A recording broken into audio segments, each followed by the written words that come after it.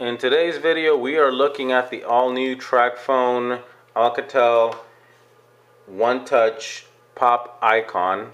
This is an all-new Tracfone for the Android service. It retails for $149.99, and it is a CDMA 3G device, meaning it will be activated with either Verizon or Sprint, depending on your calling area. The specs on this are pretty good. In fact, probably the most advanced Tracfone Android to date. Now it would still be considered more of an entry-level device, but the specs are fairly impressive, or actually they're quite impressive considering the low price tag on this. For starters, it comes with a 5-inch screen measured diagonally. It has a 1.2 gig quad-core processor, so it is a pretty fast device. It comes with one of the newer Android operating systems by way of Android 4.4. Now the camera, it has a front and a rear-facing unit. The main camera is a 5 megapixel unit, and as you can see there, it does come with an LED flash. And the front-facing unit is a 0.3 megapixel unit for your selfies or whatever you use those for. So that's it on the specs. Now, again, one of the main selling points on this particular phone is the size. As I said, it has a 5-inch screen measured diagonally, and we'll go ahead and measure that for you.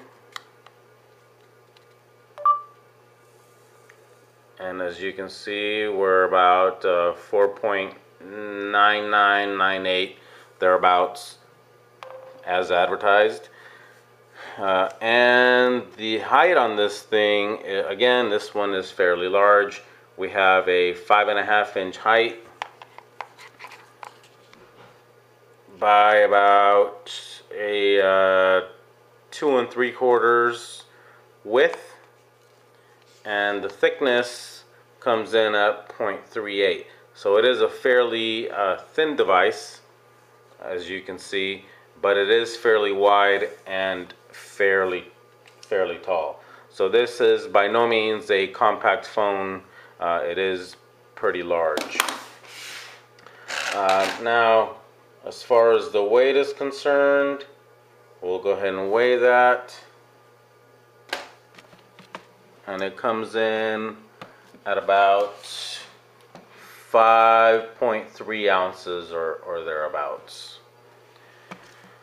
So it is a fairly lightweight phone, as you would expect on a phone at this price range.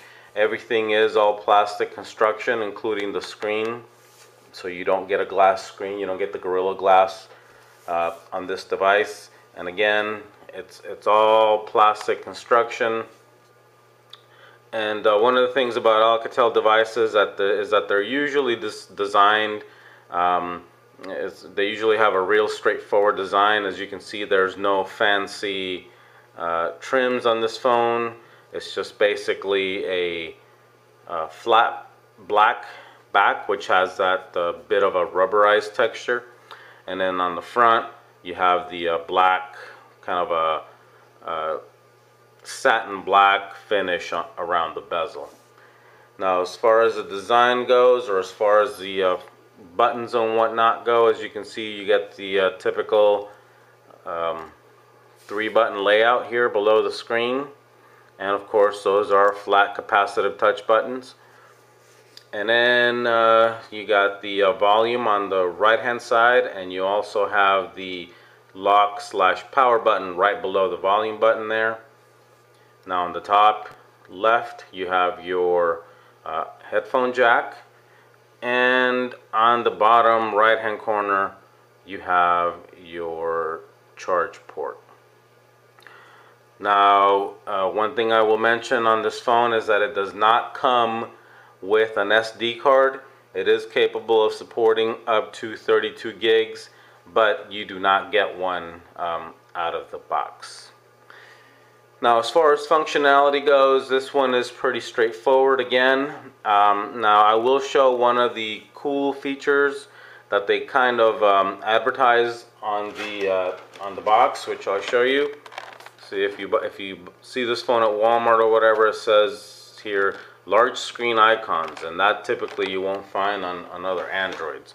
So basically, what they've done with this phone is they've kind of targeted this phone towards a novice smartphone user, perhaps one that might be intimidated by the typical complexity of these things, or what they think might be a little bit too difficult to use. So what they've done is kind of neat for that type of person.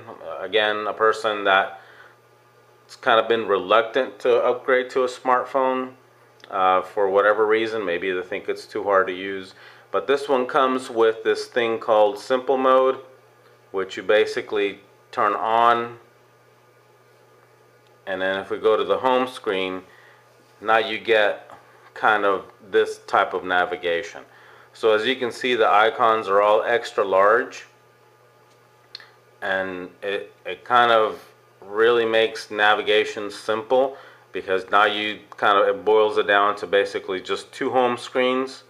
These are your contacts, so you can add contacts there, and then to view all of the menu items, which on the usual Android navigation would require maybe like 2 or 3 taps, so 3, maybe up to 4 taps to get through all of the navigation screens. This one has them all in one long running kind of table here. So all of the icons on the phone are now set up like this, so it makes it a whole lot easier to kind of navigate through the phone. So as far as simple mode, that's really all that there is to it. It's as easy as doing that to get it back to standard mode, and that's your typical or your usual Android layout, which functions just like any other Android phone. Now, if you're interested in that feature, one thing I will mention is that it doesn't make anything else simple. I mean, I personally think that Android is a simple operating system to get used to, but as far as the way everything else works, it works just like it would in standard mode. So that simple mode does not make texting any simpler. Not that it can be any simpler, but or not that it needs to be, but everything else functions exactly the way the phone would function in standard mode. So as you can see, there's the phone dialer, there's the text messaging, and all of this again is the same as it would be in kind of standard mode. Now, another thing to mention is that the keyboard does not increase in size when you put it in that mode. The keys are pretty big because of the 5-inch screen, so this is a very easy phone to text with. The keyboard icons are fairly big. So that's about it as far as the standard stuff. Now on the extras, this one doesn't have a whole lot of extras. You do get that little flashlight, so you don't have to download it. I don't believe this one has a built-in FM stereo or radio, I should say. So everything, all the standard Android stuff is pretty regular as it would be on any other phone. Oh, actually, I'm wrong. It does have a radio, and it does require your headset to be plugged in. So you do get that little extra there. Now, and then I'll go ahead and show you just kind of YouTube and all that jazz, so you can get an idea of how it performs. Here's Google Maps, and this phone, again, being a 1.2 gig quad core, is very responsive on the maps and everything else. So as you can see, it's quite responsive there.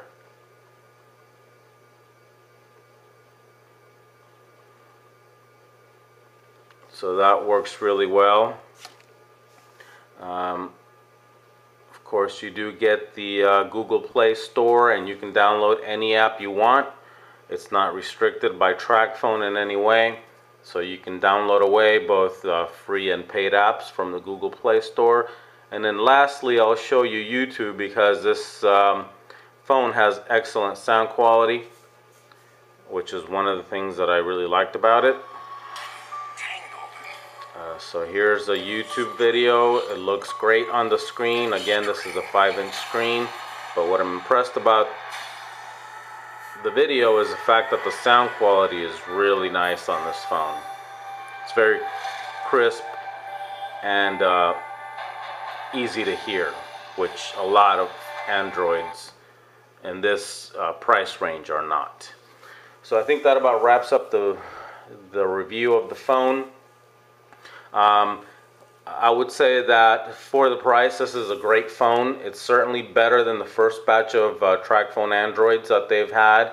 This phone is much more advanced than anything that they've had in the previous 4 models that they had, I believe is what they were.